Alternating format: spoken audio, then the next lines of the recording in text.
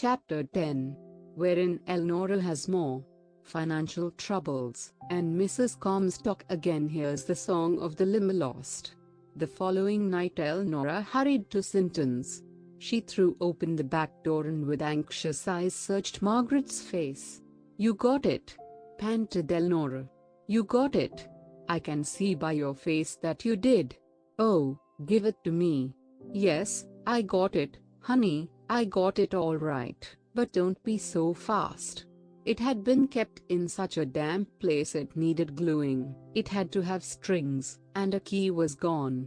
"I knew how much you wanted it, so I sent Wesley right to town with it. They said they could fix it good as new, but it should be varnished, and that it would take several days for the glue to set. You can have it Saturday." "You found it where you thought it was? You know it's his." "Yes, it was just where I thought, and it's the same violin I've seen him play hundreds of times. It's all right, only laying so long it needs fixing." "Oh, Aunt Margaret, can I ever wait? It does seem a long time, but how could I help it? You couldn't do anything with it as it was. You see, it had been hidden away in a garret, and it needed cleaning and drying to make it fit to play again. You can have it Saturday, sure. But Elnora, you've got to promise me that you will leave it here, or in town, and not let your mother get a hint of it." "I don't know what she'd do. Uncle Wesley can bring it here until Monday. Then I will take it to school so that I can practice at noon." "Oh, I don't know how to thank you. And there's more than the violin for which to be thankful. You've given me my father. Last night I saw him plainly as life." "Elnora, you were dreaming." "I know I was dreaming, but I saw him. I saw him so closely that a tiny white scar at the corner of his eyebrow showed. I was just reaching out to touch him when he disappeared." "Who told you there was a scar on his forehead?" "No one ever did in all my life. I saw it last night as he went down. And oh, Aunt Margaret, I saw what she did, and I heard his cries. No matter what she does, I don't believe I ever can be angry with her again. Her heart is broken, and she can't help it. Oh, it was terrible, but I am glad I saw it. Now, I will always understand." "I don't know what to make of that," said Margaret. "I don't believe in such stuff at all, but you couldn't make it up, for you didn't know. I only know that I played the violin last night, as he played it, and while I played he came through the woods from the direction of Carney's. It was summer and all the flowers were in bloom. He wore grey trousers and a blue shirt, his head was bare, and his face was beautiful. I could almost touch him when he sank." Margaret stood perplexed. "I don't know what to think of that," she ejaculated. "I was next to the last person who saw him before he was drowned. It was late on a June afternoon, and he was dressed as you describe. He was bareheaded because he had found a quail's nest before the bird began to brood, and he gathered the eggs in his hat and left it in a fence corner to get on his way home. They found it afterward." "Was he coming from Carney's?" "He was on that side of the quagmire. Why he ever skirted it so close as to get caught is a mystery you will have to dream out. I never could understand it. Was he doing something he didn't want my mother to know?" "Why?" "Because if he had been, he might have cut close the swamp so he couldn't be seen from the garden. You know, the whole path straight to the pool where he sank can be seen from our back door. It's firm on our side. The danger is on the north and east. If he didn't want mother to know, he might have tried to pass on either of those sides and gone too close." "Was he in a hurry?" "Yes, he was," said Margaret. "He had been away longer than he expected, and he almost ran when he started home. And he'd left his violin somewhere that you knew, and you went and got it. I'll wager he was going to play, and didn't want mother to find it out.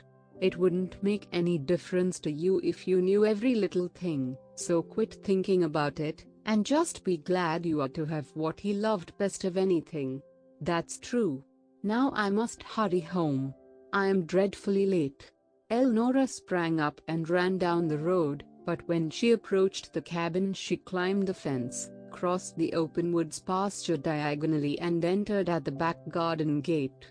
As she often came that way when she had been looking for cocoons, her mother asked no questions.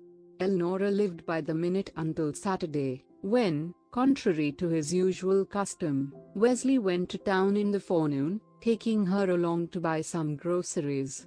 Wesley drove straight to the music store, and asked for the violin he had left to be mended.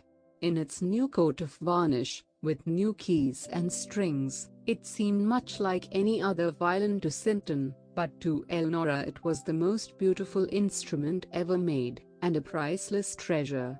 She held it in her arms, touched the strings softly, and then she drew the bow across them in whispering measure. She had no time to think what a remarkably good bow it was for 16 years' disuse. The tan leather case might have impressed her as being in fine condition also, had she been in a state to question anything. She did remember to ask for the bill, and she was gravely presented with a slip calling for 4 strings, 1 key, and a coat of varnish, total $1.50. It seemed to Elnora she never could put the precious instrument in the case and start home. Wesley left her in the music store where the proprietor showed her all he could about tuning, and gave her several beginner's sheets of notes and scales.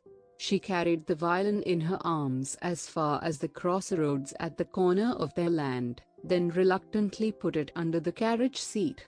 As soon as her work was done she ran down to Sinton's and began to play, and on Monday the violin went to school with her. She made arrangements with the superintendent to leave it in his office and scarcely took time for her food at noon, she was so eager to practice. Often one of the girls asked her to stay in town all night for some lecture or entertainment. She could take the violin with her, practice, and secure help. Her skill was so great that the leader of the orchestra offered to give her lessons if she would play to pay for them, so her progress was rapid in technical work. But from the first day the instrument became hers. With perfect faith that she could play as her father did, she spent half her practice time in imitating the sounds of all outdoors and improvising the songs her happy heart sang in those days.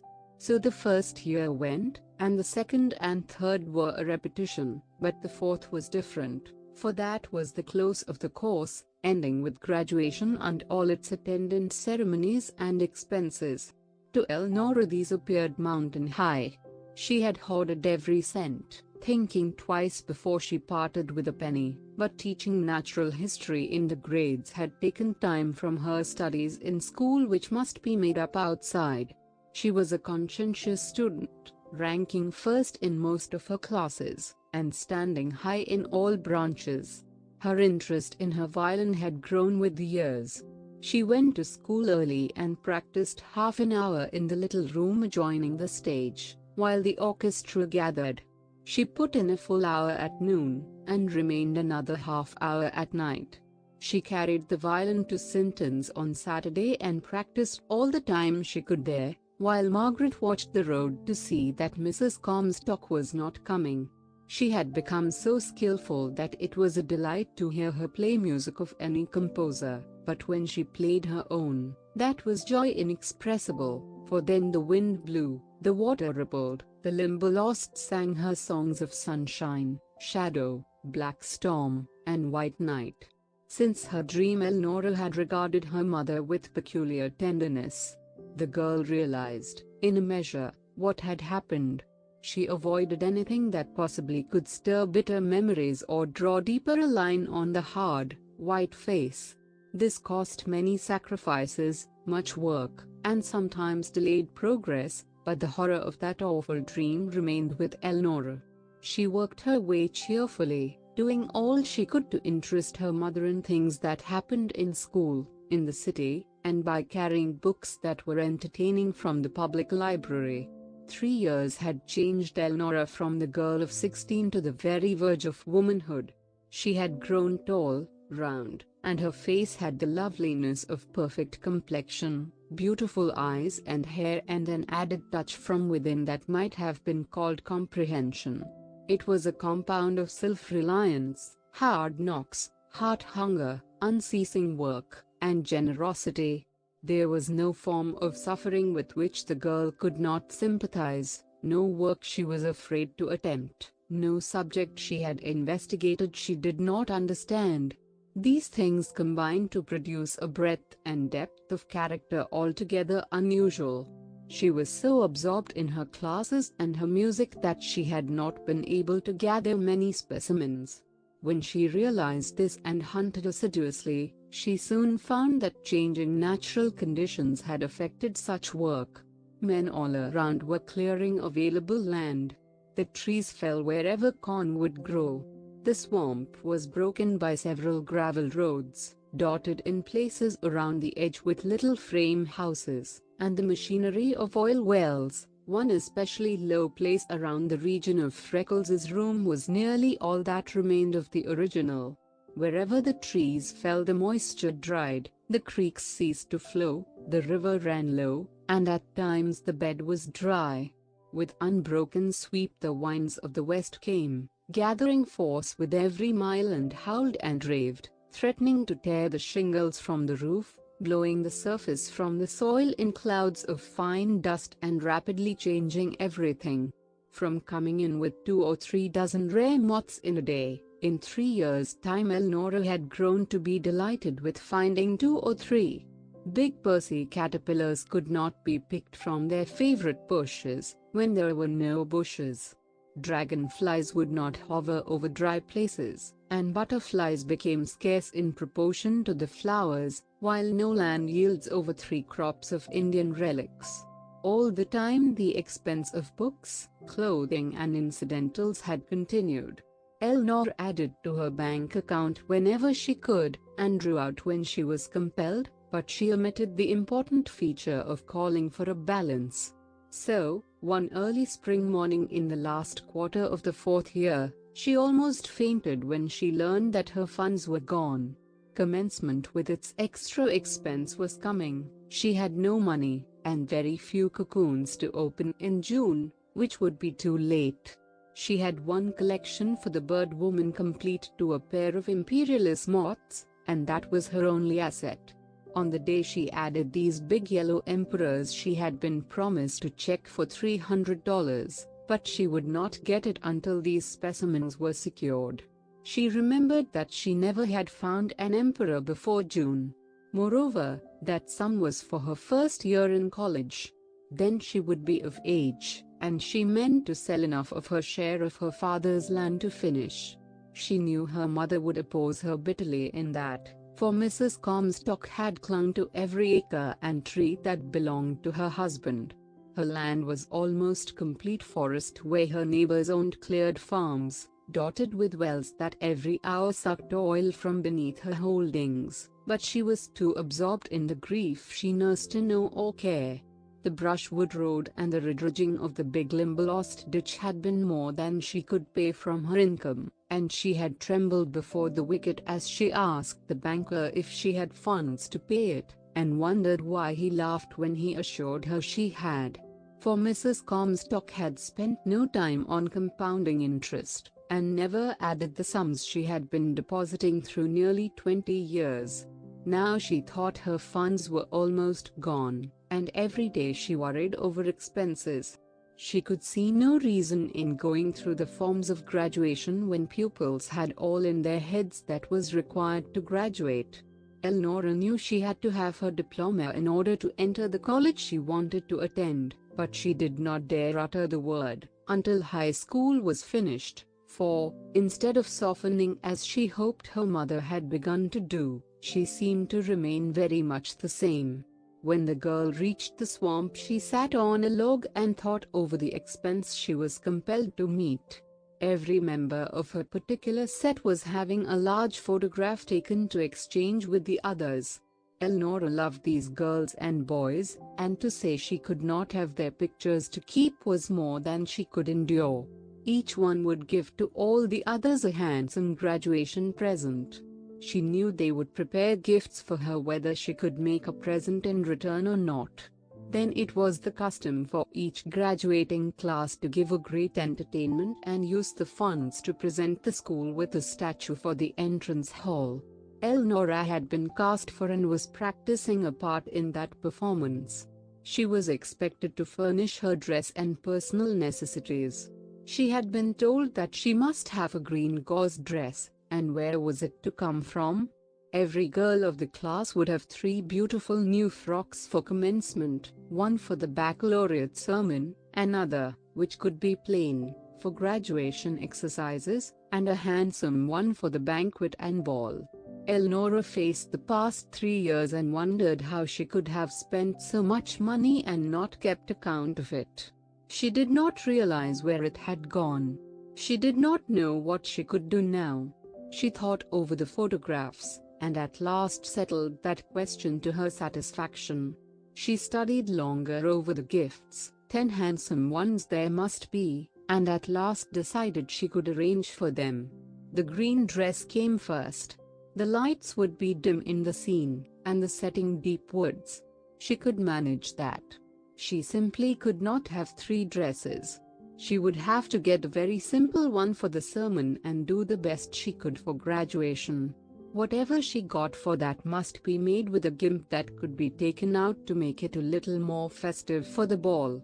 But where could she get even 2 pretty dresses? The only hope she could see was to break into the collection of the man from India, sell some moths, and try to replace them in June. But in her soul she knew that never would do. No June ever brought just the things she hoped it would. If she spent the college money she knew she could not replace it. If she did not, the only way was to secure a room in the grades and teach a year. Her work there had been so appreciated that Elnora felt with the recommendation she knew she could get from the superintendent and teachers she could secure a position. She was sure she could pass the examinations easily. She had once gone on Saturday, taken them and secured a license for a year before she left the Brushwood school. She wanted to start to college when the other girls were going. If she could make the first year alone, she could manage the remainder. But make that first year herself, she must. Instead of selling any of her collection, she must hunt as she never before had hunted and find a yellow emperor. She had to have it, that was all. Also, she had to have those dresses. She thought of Wesley and dismissed it. She thought of the bird woman, and knew she could not tell her. She thought of every way in which she ever had hoped to earn money and realized that with the play, committee meetings, practicing, and final examinations she scarcely had time to live, much less to do more than the work required for her pictures and gifts.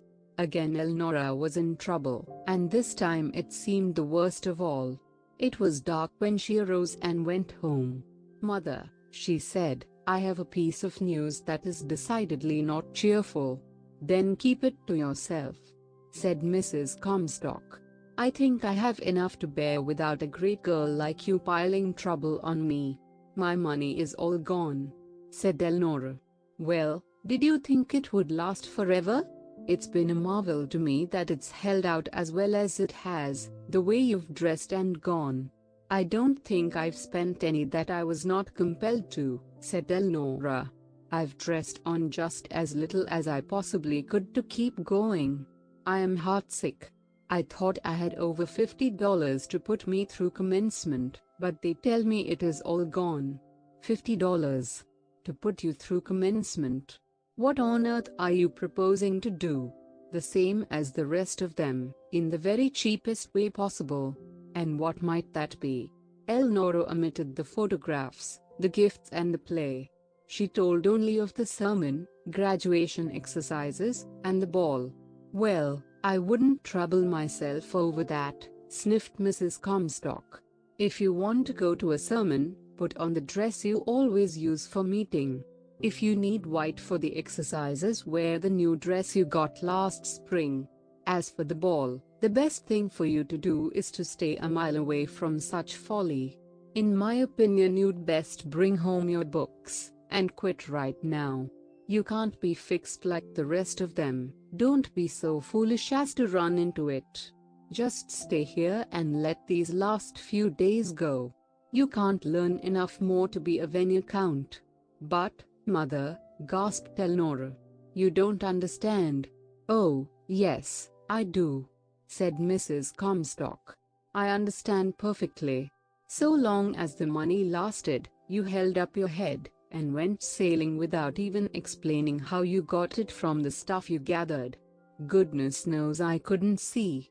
But now it's gone, you come whining to me. What have I got? Have you forgot that the ditch and the road completely strapped me? I haven't any money. There's nothing for you to do but get out of it. I can't, said Elnora desperately. I've gone on too long. It would make a break in everything. They wouldn't let me have my diploma. What's the difference? You've got the stuff in your head. I wouldn't give a rap for a scrap of paper. That don't mean anything. But I've worked 4 years for it, and I can't enter. I ought to have it to help me get a school when I want to teach. If I don't have my grades to show, people will think I quit because I couldn't pass my examinations. I must have my diploma. Then get it, said Mrs. Comstock. The only way is to graduate with the others. Well, graduate if you are bound to. But I can't, unless I have things enough like the class, that I don't look as I did that first day. Well, please remember I didn't get you into this, and I can't get you out. You are set on having your own way. Go on, and have it, and see how you like it. Elnora went upstairs and did not come down again that night, which her mother called pouting. I've thought all night, said the girl at breakfast, and I can't see any way but to borrow the money of Uncle Wesley and pay it back from some that the bird woman will owe me, when I get one more specimen. But that means that I can't go to, that I will have to teach this winter, if I can get a city grade or a country school. Just you dare go dinging after Wesley Sinton for money, cried Mrs. Comstock. You won't do any such a thing. I can't see any other way. I've got to have the money. Quit, I tell you. I can't quit.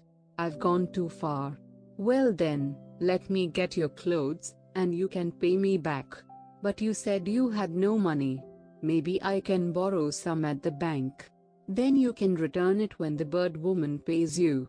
All right, said Elnora. I don't need expensive things. Just some kind of a pretty cheap white dress for the sermon, and a white one a little better than I had last summer, for commencement and the ball. I can use the white gloves and shoes I got myself for last year, and you can get my dress made at the same place you did that one. They have my measurements, and do perfect work. Don't get expensive things. It will be warm so I can go bareheaded. Then she started to school, but was so tired and discouraged she scarcely could walk. 4 years' plans going in one day. For she felt that if she did not start to college that fall she never would. Instead of feeling relieved at her mother's offer, she was almost too ill to go on. For the 1000th time she groaned, "Oh, why didn't I keep account of my money?" After that the days passed so swiftly she scarcely had time to think, but several trips her mother made to town, and the assurance that everything was all right, satisfied Elnora. She worked very hard to pass good final examinations and perfect herself for the play. For 2 days she had remained in town with the bird woman in order to spend more time practicing and at her work. Often Margaret had asked about her dresses for graduation, and Elnora had replied that they were with the woman in the city who had made her a white dress for last year's commencement when she was a junior usher, and they would be all right. So Margaret, Wesley, and Billy concerned themselves over what they would give her for a present. Margaret suggested a beautiful dress. Wesley said that would look to everyone as if she needed dresses. The thing was to get a handsome gift like all the others would have. Billy wanted to present her a $5 gold piece to buy music for her violin. He was positive Elnora would like that best of anything. It was toward the close of the term when they drove to town one evening to try to settle this important question. They knew Mrs. Comstock had been alone several days, so they asked her to accompany them. She had been more lonely than she would admit, filled with unusual unrest besides, and so she was glad to go. But before they had driven a mile, Billy had told that they were going to buy Elnora a graduation present, and Mrs. Comstock devoutly wished that she had remained at home. She was prepared when Billy asked, "Aunt Kate, what are you going to give Elnora when she graduates?" "Plenty to eat, a good bed to sleep in, and do all the work while she trollops," answered Mrs. Comstock dryly. Billy reflected. "I guess all of them have that," he said. "I mean a present you buy at the store, like Christmas."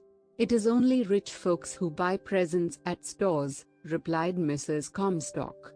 "I can't afford it." "Well, we ain't rich," he said, "but we are going to buy Elnora something as fine as the rest of them have if we sell a corner of the farm." Uncle Wesley said so. "A fool and his land are soon parted," said Mrs. Comstock tersely. Wesley and Billy laughed, but Margaret did not enjoy the remark. While they were searching the stores for something on which all of them could decide, and Margaret was holding Billy to keep him from saying anything before Mrs. Comstock about the music on which he was determined, Mr. Brownlee met Wesley and stopped to shake hands. "I see your boy came out finely," he said. "I don't allow any boy anywhere to be finer than Billy," said Wesley. "I guess you don't allow any girl to surpass Elnora," said Mr. Brownlee. "She comes home with Ellen often, and my wife and I love her. Ellen says she is great in her part tonight. Best thing in the whole play. Of course, you are in to see it. If you haven't reserved seats, you'd better start pretty soon, for the high school auditorium only seats 1,000. It's always jammed at these home talent plays. All of us want to see how our children perform." "Why yes, of course," said the bewildered Wesley. Then he hurried to Margaret.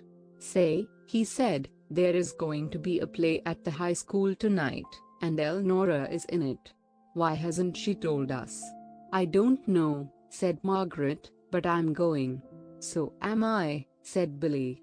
"Me too," said Wesley, "unless you think for some reason she doesn't want us. Looks like she would have told us if she had. I'm going to ask her mother."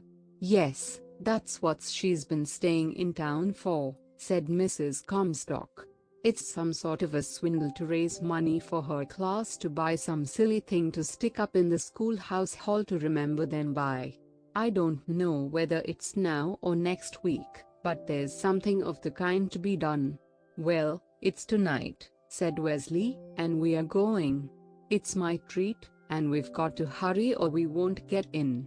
There are reserved seats, and we have none, so it's the gallery for us, but I don't care, so I get to take one good peep at Elnora." "Suppose she plays," whispered Margaret in his ear. "Oh, tush. She couldn't," said Wesley. "Well, she's been doing it 3 years in the orchestra, and working like a slave at it."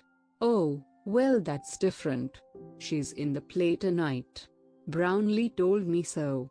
Come on, quick. We'll drive and hitch closest place we can find to the building." Margaret went in the excitement of the moment, but she was troubled. When they reached the building, Wesley tied the team to a railing and Billy sprang out to help Margaret.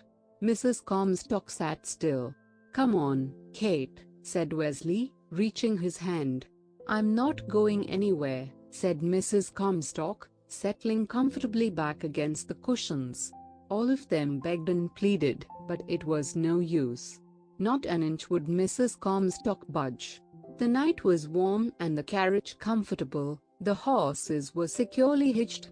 She did not care to see what idiotic thing a pack of schoolchildren were doing. She would wait until the Sintons returned. Wesley told her it might be 2 hours, and she said she did not care if it were 4, so they left her. Did you ever see such cookies," cried Billy. "Such blamed stubbornness in all your life?" demanded Wesley. "Won't come to see as fine a girl as Elnora in a stage performance? Why, I wouldn't miss it for $50. "I think it's a blessing she didn't," said Margaret placidly. "I begged unusually hard so she wouldn't. I'm scared of my life for fear Elnora will play." They found seats near the door where they could see fairly well. Billy stood at the back of the hall and had a good view. By and by, a great volume of sound welled from the orchestra, but Elnora was not playing. "Told you so," said Sinton. "Got a notion to go out and see if Kate won't come now. She can take my seat, and I'll stand with Billy." "You sit still," said Margaret emphatically. "This is not over yet." So Wesley remained in his seat. The play opened and progressed very much as all high school plays have gone for the past 50 years. But Elnora did not appear in any of the scenes. Out in the warm summer night a sour, grim woman nursed an aching heart and tried to justify herself. The effort irritated her intensely. She felt that she could not afford the things that were being done. The old fear of losing the land that she and Robert Comstock had purchased and started clearing was strong upon her. She was thinking of him, how she needed him, when the orchestra music poured from the open windows near her. Mrs. Comstock endured it as long as she could, and then slipped from the carriage and fled down the street. She did not know how far she went or how long she stayed, but everything was still, save an occasional raised voice when she wandered back. She stood looking at the building. Slowly she entered the wide gates and followed up the walk. Elnora had been coming here for almost 4 years. When Mrs. Comstock reached the door she looked inside. The wide hall was lighted with electricity, and the statuary and the decorations of the walls did not seem like pieces of foolishness. The marble appeared pure, white, and the big pictures most interesting. She walked the length of the hall and slowly read the titles of the statues and the names of the pupils who had donated them. She speculated on where the piece Elnora's class would buy could be placed to advantage. Then she wondered if they were having a large enough audience to buy marble. She liked it better than the bronze, but it looked as if it cost more. How white the broad stairway was! Elnora had been climbing those stairs for years and never told her they were marble. Of course, she thought they were wood. Probably the upper hall was even grander than this. She went over to the fountain, took a drink, climbed to the first landing and looked around her, and then without thought to the second. There she came opposite the wide open doors and the entrance to the auditorium packed with people and a crowd standing outside. When they noticed a tall woman with white face and hair and black dress, one by one they stepped a little aside, so that Mrs. Comstock could see the stage. It was covered with curtains, and no one was doing anything. Just as she turned to go, a sound so faint that everyone leaned forward and listened, drifted down the auditorium. It was difficult to tell just what it was. After one instant half the audience looked toward the windows, for it seemed only a breath of wind rustling freshly opened leaves, merely a hint of stirring air. Then the curtains were swept aside swiftly. The stage had been transformed into a lovely little corner of creation, where trees and flowers grew and moss carpeted the earth. A soft wind blew and it was the gray of dawn. Suddenly a robin began to sing, then a song sparrow joined him, and then several orioles began talking at once. The light grew stronger, the dewdrops trembled, flower perfume began to creep out to the audience. The air moved the branches gently and the rooster crowed. Then all the scene was shaken with a babel of bird notes in which you could hear a cardinal whistling, and a blue finch piping. Back somewhere among the high branches a dove cooed and then a horse neighed shrilly. That set a blackbird crying, "Check," and the whole flock answered it. The crows began to caw and a lamb bleated. Then the grosbeaks, chats, and vireos had something to say, and the sun rose higher, The light grew stronger and the breeze rustled the treetops loudly. A cow bawled and the whole barnyard answered. The guineas were clucking, the turkey gobblers strutting, the hens calling, the chickens cheeping, the light streamed down straight overhead and the bees began to hum. The air stirred strongly, and away in an unseen field a reaper clacked and rattled through ripening wheat while the driver whistled. An uneasy mare whickered to her colt, the colt answered, and the light began to decline. Miles away a rooster crowed for twilight, and dusk was coming down. Then a catbird and a brown thrush sang against a grosbeak and a hermit thrush. The air was tremulous with heavenly notes. The lights went out in the hall, dusk swept across the stage, a cricket sang and a katydid answered, and a woodpecker wrung the heart with its lonesome cry.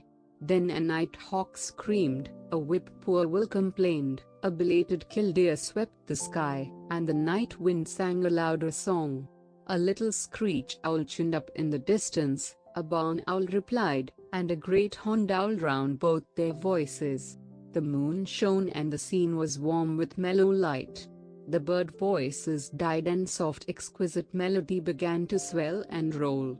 In the center of the stage, piece by piece the grasses, mosses and leaves dropped from an embankment, the foliage softly blew away, while plainer and plainer came the outlines of a lovely girl figure draped in soft clinging green. In her shower of bright hair a few green leaves and white blossoms clung, and they fell over her robe down to her feet.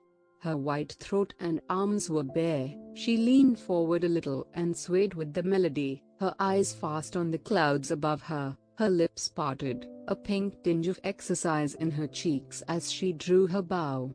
She played as only a peculiar chain of circumstances puts it in the power of a very few to play. All nature had grown still, the violin sobbed, sang, danced and quavered on alone, no voice in particular, the soul of the melody of all nature combined in one great outpouring. At the doorway, a white-faced woman endured it as long as she could and then fell senseless. The men nearest carried her down the hall to the fountain, revived her, and then placed her in the carriage to which she directed them. The girl played on and never knew. When she finished, the uproar of applause sounded a block down the street, but the half-senseless woman scarcely realized what it meant. Then the girl came to the front of the stage, bowed, and lifting the violin she played her conception of an invitation to dance. Every living soul within sound of her notes strained their nerves to sit still and let only their hearts dance with her. When that began the woman ran toward the country. She never stopped until the carriage overtook her halfway to her cabin. She said she had grown tired of sitting, and walked on ahead. That night she asked Billy to remain with her and sleep on Elnora's bed. Then she pitched headlong upon her own, and suffered agony of soul such as she never before had known. The swamp had sent back the soul of her loved dead and put it into the body of the daughter she resented, and it was almost more than she could endure and live.